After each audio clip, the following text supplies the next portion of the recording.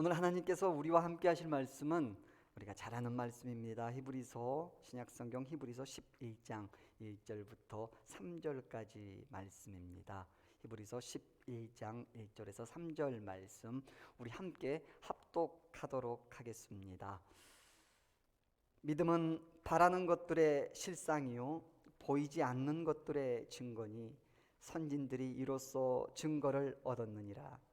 믿음으로 모든 세계가 하나님의 말씀으로 지어진 줄을 우리가 아나니 보이는 것은 나타난 것으로 말미암아 된 것이 아니니라. 아멘. 아멘. 오늘은 말씀 시리즈 기쁨의 두 번째 시간으로 복음에 대한 믿음은이라는 제목으로 함께 하겠습니다. 믿음은. 미국에서 함께 공부하던 동기 목사님이 있었습니다. 제가 귀국한 후에 한동안 연락을 받지 못했었는데 몇 해 전에 그 목사님 사모님으로부터 뜻밖의 소식을 전해 들었습니다. 목사님이 귀국하고 얼마 지나지 않아 뇌종양 진단을 받았는데 치료 상황이 많이 좋지 않다는 얘기였습니다. 그래서 주변이나 동료 목사님들에게 기도를 간절하게 부탁하고 그렇게 계신다라고 말씀을 했습니다. 저를 비롯한 많은 목사님들이 주변 사람들이 그 목사님의 회복을 위해 간곡히 기도했습니다. 그런데 며칠 후 저는 저녁 식사 중에 받고 싶지 않은 문자 메시지를 받아야 했습니다.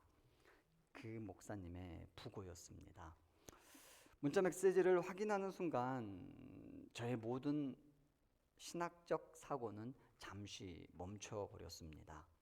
그리고 순간 제 감정이 충동해서 무의식적으로 제 스스로에게 묻는 물음을 들어야만 했습니다. 왜 하나님께서 기도를 들어주시지 않았을까? 왜 하나님께서 기도를 들어주시지 않았지?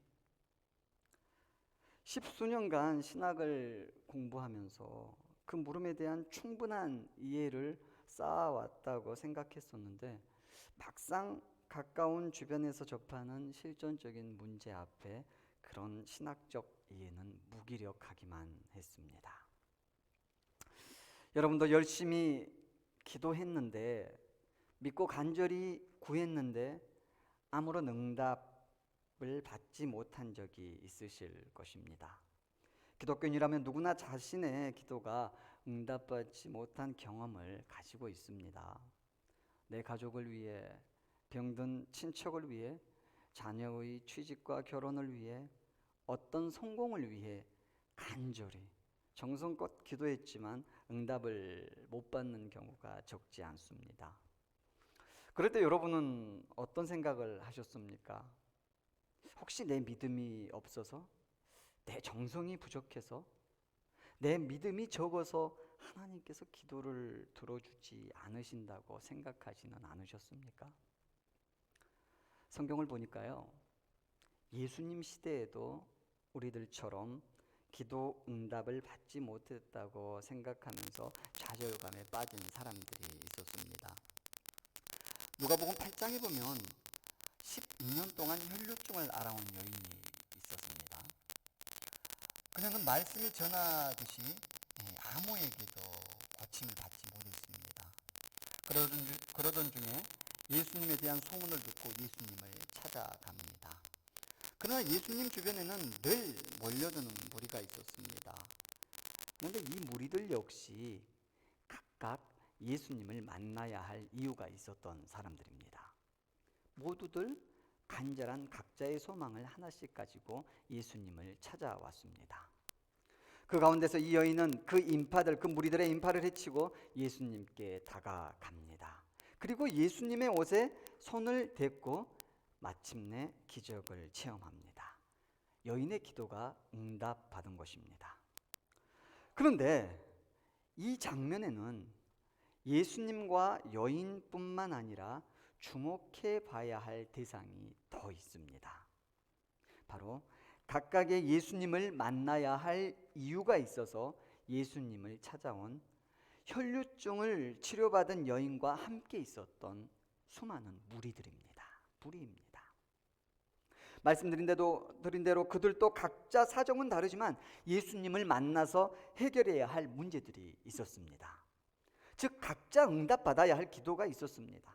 그래서 그들도 예수님의 옷에 그 무리들 가운데 손도 대고 예수님의 몸을 만지기도 했습니다. 그런데 그들은 어떻게 되었습니까? 왜 여인의 기도는 응답받고 나머지 무리의 기도는 응답받지 못했습니까? 여인은 더 간절했고 다른 사람들은 덜 간절해서 그랬을까요?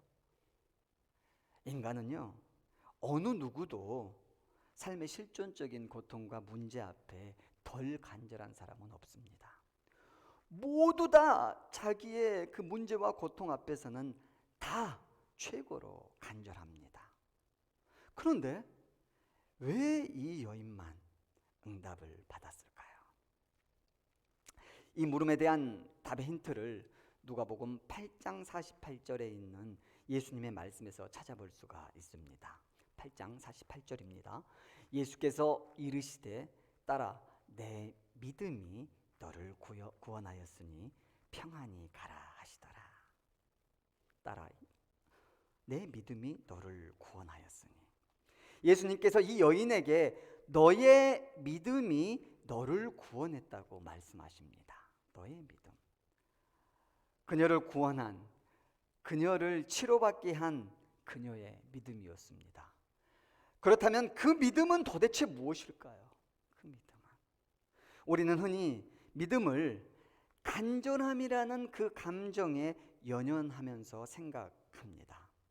치료가 필요한 환자나 시험과 같은 어떤 목표에 대한 성취가 필요한 사람이 갖는 절박한 심정, 그러한 심정이 강한 믿음을 갖게 한다고 생각합니다. 그러나 간절함이나 절박한 심정은 강한 믿음을 갖게 하는 것이 아니라 강한 신념을 갖게 합니다. 강한 믿음이 아니라 강한 신념. 강한 신념이란 환자의 경우에는 내가 어떠한 방법으로든 고쳐질 것이라고 하는 생각을 굳게 믿는 것이며, 시험을 앞둔 사람의 경우에는 내가 어떻게든 시험에 반드시 합격하게 될 것이라는 생각을 굳게 믿는 것입니다. 그렇다면 어쨌건 믿음도 믿는 것이고 신념도 믿는 것 같은데, 믿음과 신념은 무엇이 다르고 기독교가 말하는 믿음은 무엇일까요? 먼저 믿음에는요, 대상이 있습니다. 믿음에는 대상이 있습니다. 그러나 신념에는 대상이 없습니다. 믿음에는 목적을 이루게 하시는 하나님이 계시지만 신념에는 목적만 있을 뿐 하나님은 없습니다. 즉 성경이 말씀하는 믿음이란 목적이 이루어질 것만을 믿는 것이 아니라 그 목적을 이루실 하나님을 믿는 것입니다.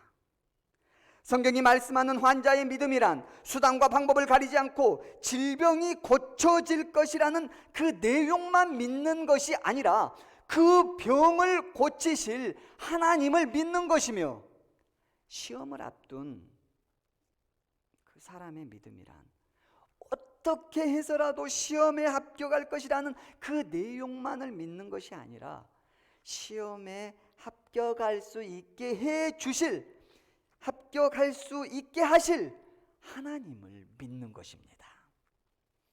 누가복음 1장 45절입니다. 주께서 하신 말씀이 반드시 이루어지리라고 믿은 그 여자에게 복이 있도다. 엘리사벳이요, 성령 충만함으로 예수님의 어머니 마리아가 왔을 때 그렇게 했던 말입니다. 이 구절은 무엇을 믿는 여자에게 복이 있다고 말씀하고 있습니까? 바로 주께서 하신 말씀이 이루어질 것을 믿는 사람에게 복이 있다라고 말씀을 합니다. 주께서 하신 말씀이 이루어질 것을 믿는 것. 누가복음 22장에서 예수님은 당신을 공회로 끌고 간 대제사장들과 율법 학자들에게 이렇게 말씀하십니다. 67절입니다. 내가 말할지라도 너희가 믿지 아니할 것이요. 대제사장들과 율법 학자들이 무엇을 믿지 아니할 것이라고 말씀하십니까? 바로 예수님의 말씀입니다. 예수님의 말씀을 믿지 아니할 것이라고 말씀하십니다. 또 누가복음 24장 25절입니다. 이르시되 미련하고 선지자들이 말한 모든 것을 마음에 더디 믿는 자들이여. 엠마오로 가는 제자들에게 예수님께서 나타나셔서 무엇을 마음에 더디 믿는 자들이라고 말씀하십니까? 바로 선지자들이 말한 것입니다. 선지자들이 말한 것이 무엇입니까? 바로 하나님께서 선지자들을 통하여 하신 우리 예수님에 관한 말씀입니다. 즉 우리 기독교의 믿음은 하나님의 말씀과 예수님의 말씀을 믿는 것으로 모든 일을 말씀으로 완전하게 이루실, 모든 일을 말씀으로 완전하게 이루시는 하나님과 우리 예수님을 믿는 것입니다. 그렇다면 모든 일을 완전하게 이루실 하나님의 말씀은 어떤 말씀입니까? 무엇입니까? 먼저 모든 것의 주인은 하나님이라는 사실입니다. 모든 것의 주인이 하나님이십니다. 모든 것을 하나님께서 창조하셨고 창조하신 그 모든 것들은 선하고 아름다운 것들입니다. 그러나 인간들은 그 모든 것의 주인이신 하나님을 부정했습니다. 하나님을 부정한 세상은 어그러지고 망가졌습니다. 그럼에도 불구하고 하나님께서는 하나님을 부정해서 어그러지고 망가진 세상을 회복시키시기 위해서 예수님을 우리에게 보내주셨습니다. 바로 예수님을 우리에게 보내주신 이것이 복음, 기쁜 소식입니다. 기독교가 말하는 믿음은 자기가 믿는 바를 간절히 바라는 신념이 아니라 하나님께서 말씀하신 복음, 그리고 그 복음을 우리에게 가져오신 우리 예수님을 믿는 것입니다. 마가복음 1장 15절을 보면 우리 예수님도 이렇게 말씀하십니다. 이르시되 때가 찼고 하나님의 나라가 가까이 왔으니 회개하고 복음을 믿으라 하시더라. 아멘. 복음을 믿으라. 우리 하나님께서는 말씀으로 세상을 완전하게 창조하셨습니다. 그리고 우리 예수님께서는 하나님께서 완전하게 창조하셨으나 인간의 죄로 망가진 세상을 다시 완전하게 회복시키실 것입니다. 즉 우리가 사는 이 세상은 시작도 완전했습니다. 시작도 완전했고 끝도 완전할 것이라는 사실입니다. 우리의 눈에 보이는 세상은 죄로 인해 어떻습니까? 고통과 슬픔과 죽음이 판을 치는 것처럼 보입니다. 인간이 당하는 고난으로 인해 희망은 없고 절망만 가득한 것처럼 보입니다. 그러나 우리 눈에 보이는 이 세상이 전부라면 진짜 우리에게는 희망이 없습니다. 가난해서 배고프면 팔자라고 생각하면서 가난하기 때문에 아파해야 하고, 질병으로 고통받게 되면 재수 없다고 생각하면서 죽음만 기다려야 하고, 가족들에게 문제가 생기면 자기 복이 없는 사람은 가족 복도 없다고 생각하면서 지옥 같은 하루하루만 살아가야 했을 것입니다. 그러나 우리 하나님께서 말씀하시는 세상은 우리가 보는 세상이 전부가 아닙니다. 우리 예수님과 함께하는 하나님의 나라는 우리가 사는 이 세상에 이미 시작되었고 우리 예수님과 함께 영원히 함께할 세상입니다. 앞서 말씀드린 대로 우리 하나님께서 창조해 주신 세상이 완전했던 것처럼 우리 예수님께서 이 세상에부터 시작해서 끝내 회복시킬 하나님의 나라 또한 완전한 곳입니다. 거기에는 죽음도 없습니다. 슬픔도 없습니다. 아픔도 없습니다. 따라서 지금 우리가 살고 있는 인생은 우리 예수님께서 회복시키실 그 완전한 세상, 완전한 나라의 일부, 그 과정일 뿐이라는 사실입니다. 우리 예수님의 말씀의 궁극적인 목적이 무엇입니까? 우리 예수님의 말씀의 궁극적인 목적은 바로 우리 모두 그 완전한 하나님 나라에서 영원히 살 수 있게 하는 것입니다. 우리가 분명히 아는 것이 있죠. 우리가 분명히 아는 것은 우리 예수님의 말씀의 그 궁극적인 목적입니다. 우리가 분명하게 믿을 수 있는 것도 바로 그 궁극적인 목적입니다. 즉 우리 모두가 완전한 하나님의 나라에서 영원히 살게 되는 것입니다. 오래전에 저는 어떤 신앙훈련 캠프에 참가한 적이 있었습니다. 그 캠프는 모든 과정을 철저히 비공개로 진행을 합니다. 캠프장에 가는 방법조차 비공개입니다. 캠프에 참가하는 모든 사람들은 미리 알려준 정해진 시간, 그 시간이 저녁이었는데요. 그 약속된 시간에 약속된 교회로 모였습니다. 그리고 이제 완전히 어두워진 밤이 되자 커튼으로 밖을 완전히 가린 버스를 타고 캠프장으로 이동을 했습니다. 처음에는 이 지역 길을 알기 때문에 감으로 길을 알 것 같았는데 캄캄한 밤에 이리저리 회전을 해버리고요. 그리고 모르는 시골길을 막 달려버리자 어디로 가는지 알 수 없었습니다. 그렇게 가는 차 안에서 많은 생각과 어떤 감정들이 섞였습니다. 처음에는 답답한 느낌이 들더니 얼마 후에는 조금씩 화가 났습니다. 급기야 약 2시간 가까이를 그렇게 빛도 찾기 어려운 시골 산길을 달려가다 보니까요, 약간의 두려움까지 생겼습니다. 그렇지만 그 두려움으로 인해 절망할 필요는 없었습니다. 이유는 목적지가 어떤 곳인지를 제가 분명히 알고 있었기 때문입니다.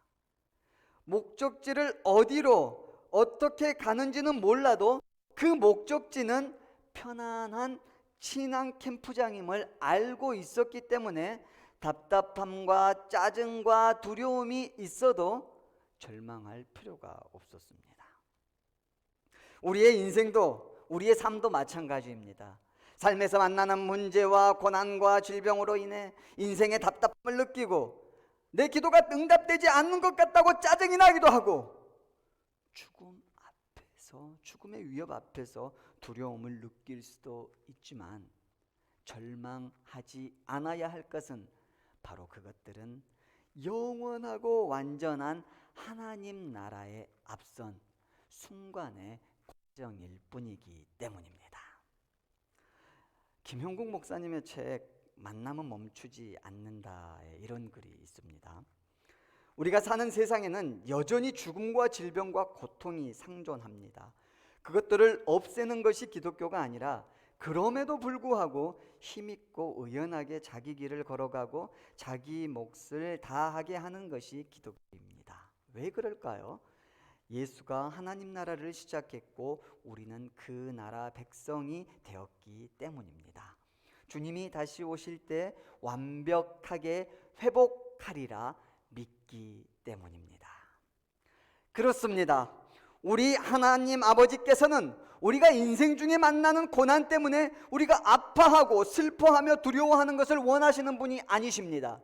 우리에게 바라시는 것은 하나님 나라의 백성인 우리가 인생의 고난 때문에 절망하는 것이 아니라 영원히 함께할 그 나라를 위해 우리 예수님과 함께 의연히 이겨내는 것입니다.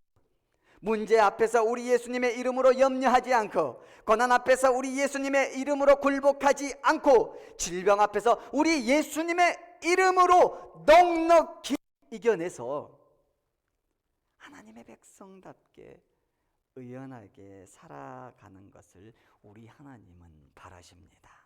로마서 8장 35절에서 37절입니다. 누가 우리를 그리스도의 사랑에서 끊으리요? 환난이나 공고나 박해나 기근이나 적신이나 위험이나 칼이랴. 기록된 바 우리가 종일 주를 위하여 죽임을 당하게 되며 도살당할 양같이 여김을 받았나이다 함과 같으니라. 그러나 이 모든 일에 우리를 사랑하시는 이로 말미암아 우리가 넉넉히 이기느니라. 아멘. 우리가 넉넉히 이기느니라. 저는 우리 하나님의 이런 사랑을 잘 알지 못할 때가 있었습니다. 이런 하나님의 사랑을 잘 알지 못할 때 오해했던 말씀이 있었습니다. 바로 다니엘의 고백이었는데요. 다니엘서 3장 17절 18절의 말씀입니다. 왕이여, 우리가 섬기는 하나님이 계시다면 우리를 맹렬히 타는 풀무불 가운데에서 능히 건져내시겠고 왕의 손에서도 건져내시리이다. 그렇게 하지 아니하실지라도 왕이여, 우리가 왕의 신들을 섬기지도 아니하고 왕이 세우신 금신상에게 절하지도 아니할 줄을 아옵소서.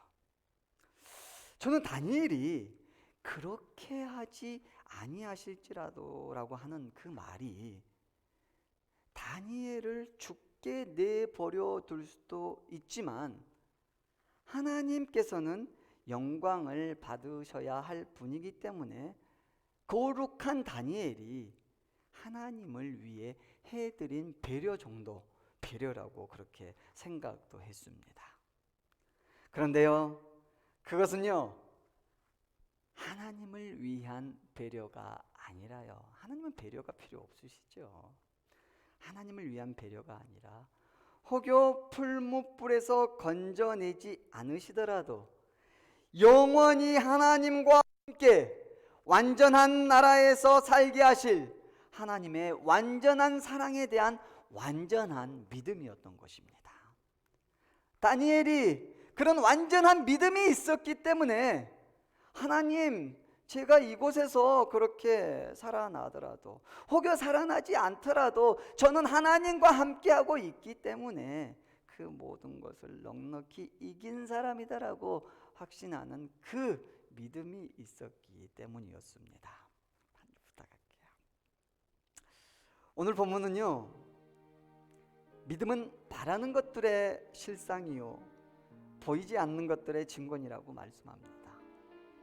또 믿음으로 모든 세계가 하나님의 말씀으로 지어진 줄을 우리가 아나니 보이는 것은 나타난 것으로 말미암아 된 것이 아니니라라고 말씀합니다. 믿음은 바라는 것들과 보이지 않는 것들이 실제가 되는 것이고 증거로 나타나는 것입니다. 바라는 것과 보이지 않는 것은 무엇이며 누가 실제가 되게 하고 증거로 나타낼 수 있습니까? 바라는 것과 보이지 않는 것은 하나님 나라가 우리에게 주는 선물입니다. 그 선물은 바로 우리 하나님만이 우리 예수님을 통하여 주실 수 있습니다. 팀 켈러 목사님은요, 그의 책 부활을 입다에서 이렇게 말합니다. 우리는 예수님의 부활을 세상의 자연 질서가 잠시 중단된 것이 아니라 오히려 하나님 본래 의도하신 상태로 회복되기 시작한 사건으로 보아야 한다. 인류가 하나님을 떠난 뒤로 죄와 악과 무질서와 질병과 고난과 죽음이 인간계와 자연계를 지배해왔다. 그러나 예수님은 죽은 자 가운데서 다시 살아나심으로써 장차 권능으로 임할 하나님 나라의 첫 단계를 세상에 출범시키셨다. 만물을 회복하고 치유하기 위해서였다.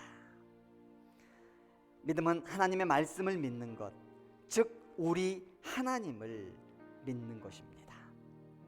그 하나님을 믿는 것이란 내가 믿고 싶은 것을 믿는 것이 아니라 내가 믿고 싶은 것을 있게 하시는, 내가 믿고 싶은 것들을 만들어 주시는, 내가 믿고 싶어 하는 것들을 완성하시는 하나님을 믿는 것입니다. 우리 하나님의 뜻은 영원한 하나님 나라까지 우리와 함께 하는 것입니다. 그 뜻을 이루시기 위해 오늘 또 하나님께서는 저와 여러분 우리와 함께 하십니다. 오늘 우리의 삶 가운데 혹여 문제로 아픔이 있고 질병으로 고통이 있더라도 절망하지 마십시오. 그 뜻을 이루어 가시기 위해 우리에게 필요한 모든 조치를 우리 하나님께서는 지금 이 순간에도 하고 계십니다. 그 뜻을 위해 문제의 해결이 필요하면 어떤 문제라도 한순간에 풀어주실 것이며, 그 뜻을 위해 병의 치료가 필요하면 어떤 질병이라도 한순간에 치료해 주실 것입니다. 문제 해결이 치료가 조금 지연된다고 걱정하지 마십시오. 혹여 내 생각과 다른 결과라고 하더라도 두려워하지 마십시오. 처음을 완전한 세상으로 회복시키실 것이기, 우리 예수님 처음을 완전한 세상으로 창조하신 하나님께서 영원한 하나님 나라를 위한 마지막도 우리 예수님을 통해 완전한 세상으로 회복시키실 것이기 때문입니다. 우리 모두는 서로 다른 어떠한 과정으로 이 세상을 살아가더라도 결국 우리 예수님으로 말미암아 완전히 회복되고 완전히 회복되어 영원한 삶을 살아가게 될 것입니다. 그 믿음을 가지시고요, 그 믿음을 갖고 오늘도 내일도 그리고 인생의 마지막 순간까지 승리하시고 영원한 생명을 누리시는 우리 예원교회 하나님의 사랑하는 귀한 자녀들 모든 성도님들이 되시기를 주님의 이름으로 간절히 축원합니다. 하나님